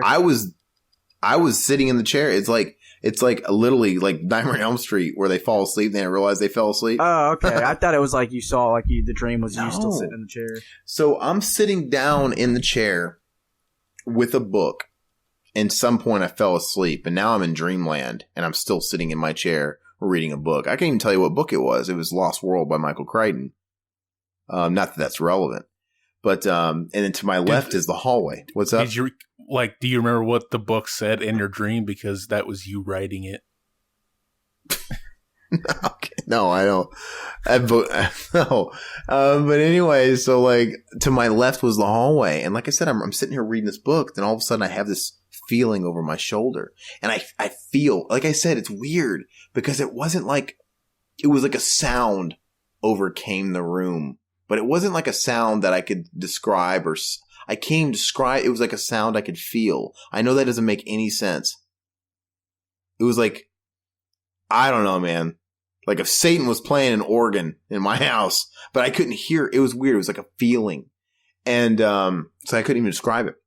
And then all of a sudden this mist, this black aura, like literally came from around the corner and just overtook me. It was the weirdest thing. And I don't know what it was, but whatever. It made me scared. I was heaving. I was sweating. I didn't sleep for, I swear to God, 2 days. But like it was really weird and waxed. But anyway, I've had people tell me this type of thing, and it's weird. I don't know what it is. I mean, maybe it was just a super, super powerful dream, but I don't know. It was whacked crazy out. Shit. Yeah, it's weird, man. But anyway, so like to my left is the hallway. What's up? Did you I don't know. No comment. But Zach, did you have a story? Yeah, I kind of wish like I went before your freaking creepy one. Yeah, I probably should have. I should have headlined it. I don't know. I'm sorry. Mine will be anticlimactic now, but especially since I pretty much filed it away as like, I figured out what it was. Well, but, telling us as a skeptic is cool too, because I mean, I'd love to give opinions. Like if you guys have opinions on my story, whatever, that's kind of the fun of it. Like go ahead and tell your story. Yeah. It was this like really ugly fucking greenhouse that I lived in for a while. And like when we moved in, there was a tombstone in the yard. It was like a flat one, and it had like a human name on it with the last name, and the dates on it made it look like they were just a little bit apart. So it was like whatever it was really young, like a baby. And my mom's brother-in-law was a cop at the time. She had him come out and like look at it, and he said like he'd look up like records and stuff and see if anything was buried on the property. And he said he never found anything on it, but I remember one time a kid came over and I was showing him it, and he picked it up and started like messing around, and he fucking dropped it and it cracked right down the middle. And I remember he freaked out, like he was crying. He was like, man. Yeah, I'm cursed. And like I was trying to make him feel better and stuff, but years later, I don't know if that has anything to do with anything. Yeah, but that's what I was gonna say too. Like, I don't remember anything happening in that house for the longest time either, until after like yeah, started. Me and my cousin Mark, we were like they live like 4 hours away, and they would come down every once in a while. They actually kind of live by me now.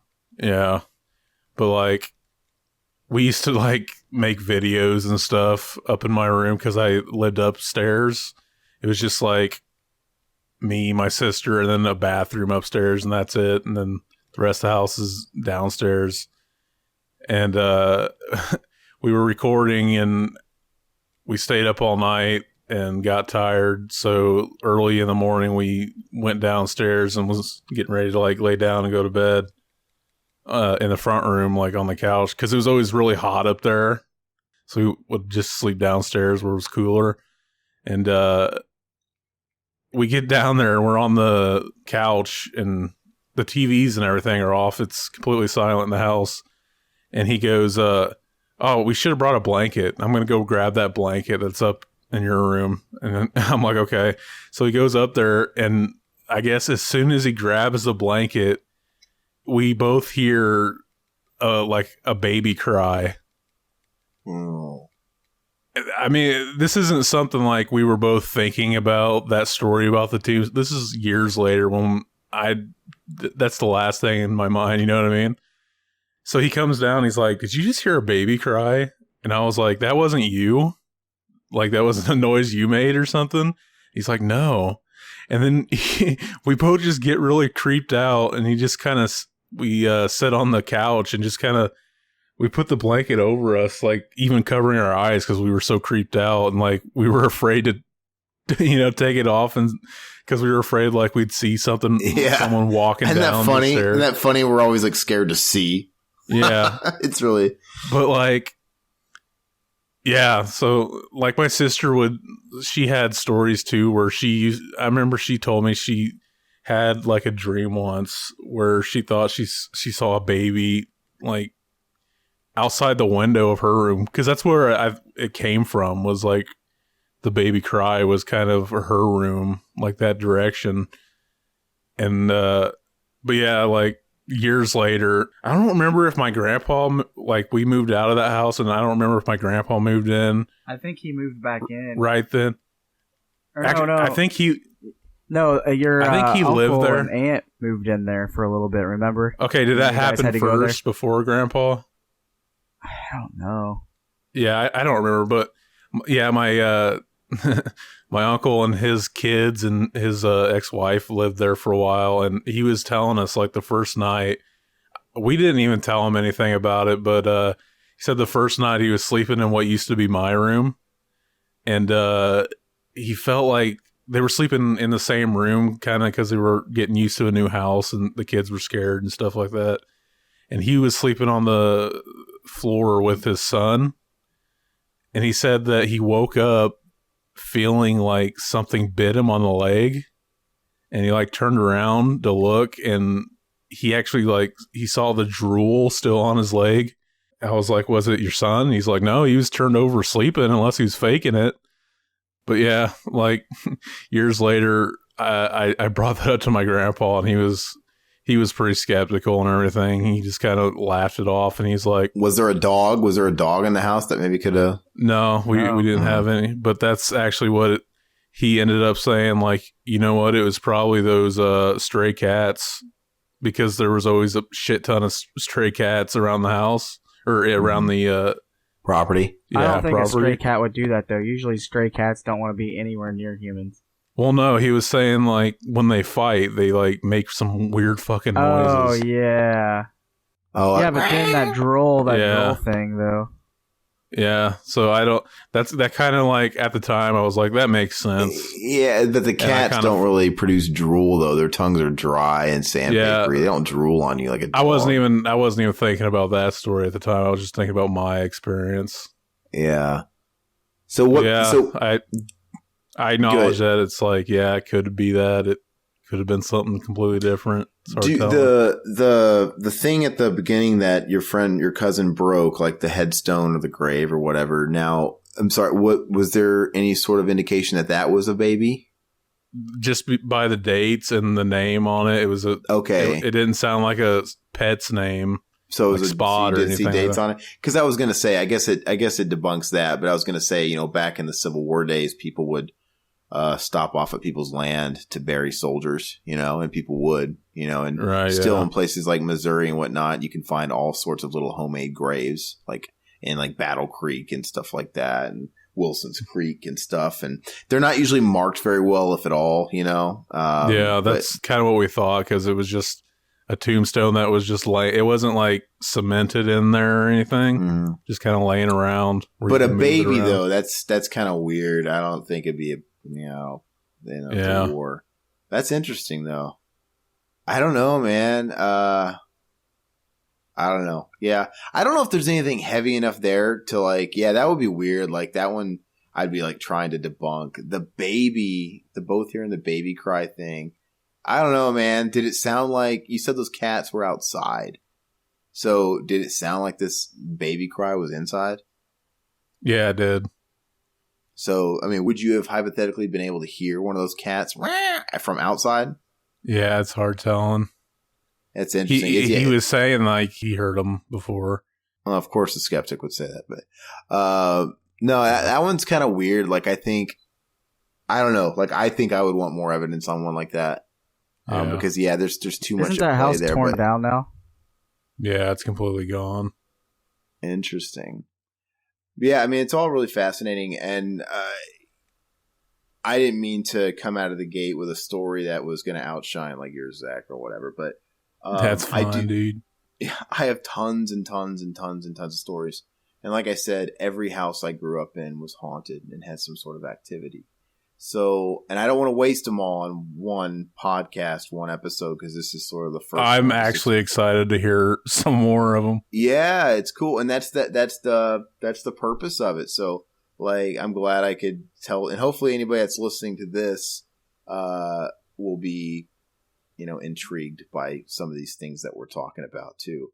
But yeah, I definitely want to save some of them. Yeah, I would definitely like to. It'd be sweet to have like a live. Like people like talk about stuff on a live podcast. That would be cool too. I don't know if what I'm thinking, if that could be pulled off, that would be awesome. But at least to start until that can be figured out, I figured maybe and obviously, like I said, this is experimental. This is new. The format will probably adjust as we go on. I think obviously this initial episode was probably really long. They might be shorter. I mean, eventually it'll get molded and it'll be consistent. But my idea was every single episode, get a fresh face in that has a story to tell. Reach out on the website or Facebooks and even personal. Put out the casting call. Anybody got any stories that they would want to share? Mm-hmm. I think so. That person will contact us, maybe through the website or my email there or the Facebook, wherever. And it'll be selected like, okay, yeah, this is a cool story. We'll have you on. And based on that, we can formulate a, sort of structure and a topic. And then I don't know if, that's enough or if, there should be like the meat of it, but I think that's enough. Like you get somebody interesting that has an interesting story, and then we can talk on that story and then give our opinions on the story. They can be skeptic. So if anybody's listening out there, you could be a skeptic. You could have a story. You could be a believer. If you have a story, I'd love to hear it. But I don't know. You know what I'm saying? I think if we have like a submission, it'll be easy to topic the episode, right? So if somebody writes in that you answered a Craigslist ad from somebody claiming to be Satan himself, and you met up with him and you blew him in the back seat of a Chevy, and whatever, it could be the craziest whatever story. I don't care what it is. I'm like, hey, that's a story. Let's talk to that guy. and I'm pretty sure. And I want to see what that'd be like. Edit that so everyone will just be fucking with you. Yeah, so you're probably right. No, so let me rephrase that. I'm saying it'll be much easier to format a topic of that show because we'll get a submission and that person will have said story. And like I said, it could be someone that generally believes in aliens. And they might say, look, I had an experience. I saw something. It could be somebody that claims they've seen UFOs. Man, whatever. That person submits. It's a cool topic. That'll be sort of the topic of the show, right? Fair enough. God forbid we have somebody that says, you know what? They've been abducted. They believe in that stuff. Man, that's the topic of the show. I think it should be that simple. Like we didn't have a real topic. It was just us riffing and introducing sort of the genre and stuff, because I've always been fascinated with this stuff. But really, as long as it kind of stays in the realm of otherworldly, I don't care if it gets, I don't even care if it, like I said, if it gets a little religious, if it gets a little, what was the term you said about the out of body? Like, if it gets, Astro. Yeah, if it gets, as long as it's kind of in that paranormal, like outside of the normal, where there's some sort of shred of unknown, man, it's all welcome. So out of body experiences, whatever. And like I said, we don't have to believe in it. You don't have to believe in it. Zach, whoever could be a skeptic. That's fun. I mean, actually, someone that's on the program being a skeptic is cool. That's fun. So it is whatever. And if somebody submits a story, no one's obligated to believe. I mean, I'll give them respect and I'll listen to them, but you don't have to believe me either. So who knows how long it'll take to get that going. It's a pretty interesting topic. So hopefully it doesn't take long for people to want to submit a story and want to come on and talk about it. But like I said, if it does take a little bit to develop, I've got tons of stories. We could do a bit more planning, but I don't know. That it might turn out to be a shorter thing. It might be like a 30-minute podcast. I think a podcast like this is really cool sitting at an hour. That's my opinion, because I listen to informative podcasts like this talking about weird topics like this, and they're usually cool around an hour. That's my opinion. I don't know if you guys think that's too long or what. That's fine. I'd listen to a pod, even if it was just fucking you. Like, okay, here's another ghost story I got. I'd listen to that. Yeah, it's funny. There's podcasts like that where it's just like stories. Yeah, but they're not like that though. They're more people that are like celebrity readers and they're reading you a tale. It's different. It's not like, hey, I'm going to sit here and just tell you a personal account. I've never really seen a podcast like that per se. And that could be cool too. I mean, like I said, and this is talking to everybody out there, the better the storyteller you are, awesome. Bring it on. But by all means, you don't have to have speaking experience or podcast experience or anything else. It's all welcome. I think with that, we can kind of close it out. So, if you guys are interested, reach out on btmreview.com. Obviously, there's a contact section on there. You can reach out to me via the emails there. Go to our Facebook, BTM. Review.com. Submit it there, message us there, wall post, all that stupid internet stuff. We're on the tweeters, we're everywhere. I mean, iTunes more, I'm sure like everything else, this will be on iTunes, and I love iTunes feedback. iTunes feedback is cool when we can get it. But same thing, just submit anywhere. And, I don't know. I think it's fun. Don't you guys think that would be awesome, man? Don't you get someone that tells you a really grabbing story, and it's like that'll make me look forward to recording. Not want to go to sleep. Well, it'll make me, when we get like an interesting outsider say, "Hey, I got this crazy story," like, man, that'll make me want to look forward to recording and hearing that story. Like, it's not like it's breaking up the monotony of like a normal podcast, right? Where you're talking about, you know, the latest episode of, you know, whatever, Walking Dead or Friends or whatever. It's like, it's kind of the same thing every week. This is broad, but like I said, we'll leave it there. Let us know what you think of the format. And if you have any ideas on how the format should go, feel free to shoot it, because like I said, it's still new. It's still molding. And also lastly, I'm sure this stuff will go up on YouTube too. So like and subscribe and that stuff as well, and share there. But let us know what you think about the stories we talked about, sort of the kickoff. My story, if you have any opinions. If you think I'm talking out of my ass, tell me. That's fine. Yeah, that's cool too. I like discussion. If you have any input on the dreams, because that's a fascinating sort of facet of all this as well. We kind of talked about just dreams on a psychological standpoint, reoccurring dreams. Just downright fear, you know, watching certain things that seep into our dreams. And then we talked a little bit about the paranormal meshing with dreams and any of that stuff. If you have an opinion on Zach's baby grave, do you think it was a cat? Was it a baby? Was it a homeless man licking your feet, or whoever's feet it was, or leg? You know, whatever. Let us know. That's that would cool. Still be fucked up, man. It'd be really you fucked turn up. around and there's some dude there chewing on your foot. Yeah, it would be. But let us know. We're gonna call it from here.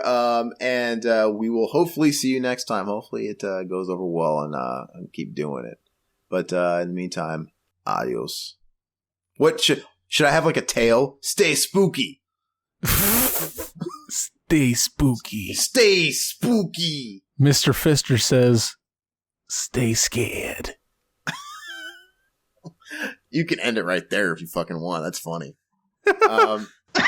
Like, cause it pretty much just establishes that I don't know what the fuck is going on. It's fun. It's exciting though, man. I was telling River about it. Creeped. I was telling River about it, and he's like, "Yeah, that sounds really cool." He doesn't have time for anything anymore. He's got a kid, which is cool. But he's like, "But I don't really. I love all that stuff. I've just never had anything happen to me." I'm like, "Hey, you don't have to." Skeptic, I don't care. Nothing happened to you. It's cool. It's cool to have everybody's opinion on it, you know? Yeah. But that was fun, man. I liked it. Did you think it went over well? Yeah. Yeah, Your parts were the best, dude. Yeah. Yeah, it's cool though, man. Like it's cool. But like even if like you have no like direct connection to something somebody's saying, well then you can play your role accordingly. You know? You're the guy that's the outsider, and maybe you're a skeptic. I mean, you know, you be that guy. You know, why? I don't know. I think it could be a lot of fun. Yeah. My brother's got some fucked up stories too. But do you guys? I don't know. If you guys know anybody, Zach, feel free to put on your Facebook. Maybe you know somebody that might have a story. I mean, literally, it can't be that hard to find people's stories. You know? Yeah. I'm hoping I'll have a few to choose from, and I'll actually have to be picky, right? And there's, you know what? And then you could even get topical too, like maybe the topic of kind of the urban legend things too, because there's some urban legends out there that a lot of people really believe, you know, and even if they're fake or whatever, they're also kind of fun, the lore to them. Like, I don't know if you guys have heard about like the Black-Eyed Kids. That's a real fun one. And that one's going around hardcore in the last few years about these people that believe it and have accounts, real life accounts of the Black-Eyed Children. It's basically these kids that are they're typically between 9 and 13. And they're always out at really abnormal times for children, like 2 a.m, 3 a.m. And they're either trying to get in your house by invitation, like a vampire kind of, right? Or they're trying to lead you somewhere. So like they'll knock on your door and they'll ask, you know, can we come in, or use the phone? Can we come in, or can we use your phone? And they'll just kind of keep repeating it, like even though you're saying whatever you're saying, they'll just, you know, can we come in? Can we come in? Can we come in?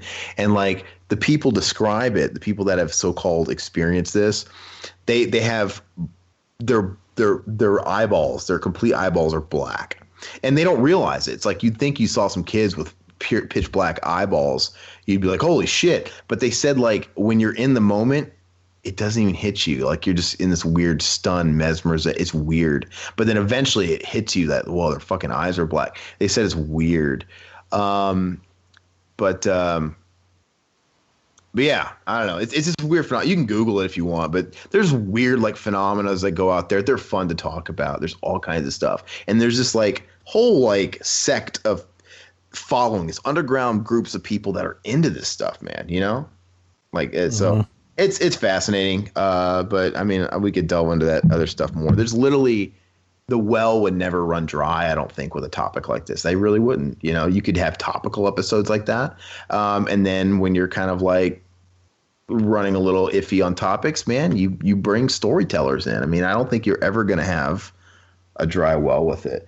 But anyway, it was fun. I'm going to save this. Damn, we recorded for fucking hours, man. We got fucking PlayStation Underground. We've got Not Home Alones. We've got all kinds of shit. But I'm gonna save this, man. Save your guys' audio too, man, for sure. I don't even want to go to bed now. Fuck, I never heard of those fucking black-eyed kids. Fuck that. Who the fuck would answer their door at like 2 a.m? Oh, I forgot to hang up. Good night. But who would answer the door at 2 a.m? Were you guys calling bull? What were you guys saying about that? Oh, those black-eyed peas kids. It's the black-eyed children. Read up on it. It's creepy shit. Yeah, even if it's just like, even if it's just, oh my god, I'll tell you one real quick because I'm taking my laptop downstairs because I'm going to go to bed down there. But so one woman, signing off. Really quick. One woman claimed,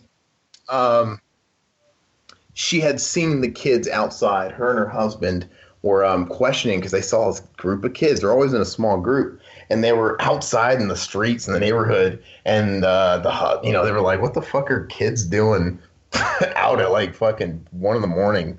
And they just kind of pass it off. It had been raining a lot or whatever. It was in the spring. They're like, you know what? They're probably just getting out because it's not raining, whatever. Who knows? Whatever. Let's just go to bed. And they go to bed, and this woman claims in the middle of the night, she wakes up and the fucking kids are standing at her bedside, staring at her. And like she goes to scream, and she said there's usually a kid that's a leader. And she said in this case it was a girl. And when she was starting to talk, the little girl shushed her and told her, like in a reassuring voice, that we just want to watch. And she freaked out. And what happens is they always disappear usually, but it's fucked up. But I probably didn't tell the story really well, but everybody's got like an account. And like I said, even if people are just bandwagoning and just kind of getting on the bandwagon and coming up with their stories, that's for everybody to decide if you're convinced by these people's stories or not. But it's fascinating, right? But anyway, now I'm gonna go to bed. Actually, I'm gonna watch some cartoons. That's always what I do when I'm scared. Cartoons. I'm not scared. All right. Good night. But yeah, that Veronica Vaughn. One nice piece of ace. And in the situation that it's Halloween, Mac, you're really fucking me up, man. I didn't even think you could see me. I was doing it for Yeah, Zach. I'm watching you. And I'm like, I can't fucking keep a straight face. All right, let's do this again. Cut. Jacking off in front of the camera. Cut. That could be on there. It's funny. Fuck, man. Maybe you could do like a beep, like a take. Yeah, dude. Beep. Action. All right, Mac was jacking off. All right.